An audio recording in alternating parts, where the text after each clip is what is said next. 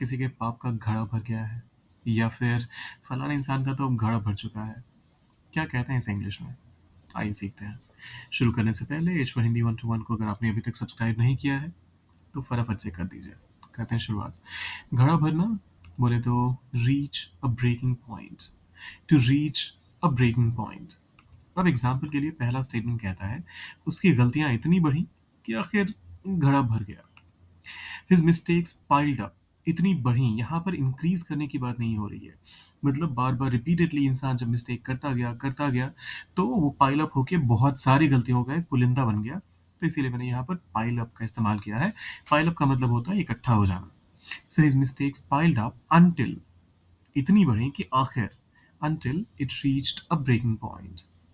His mistakes piled up until it reached a breaking point.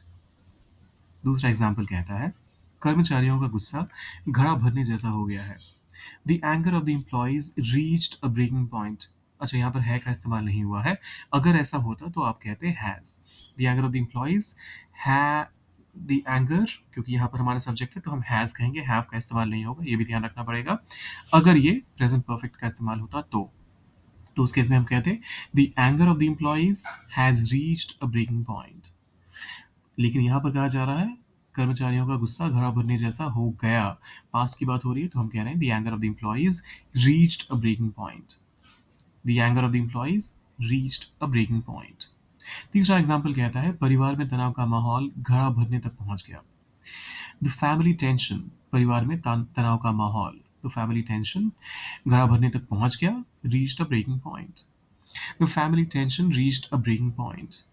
The family tension reached a breaking point. अब ये आखिरी वाला आपके लिए है।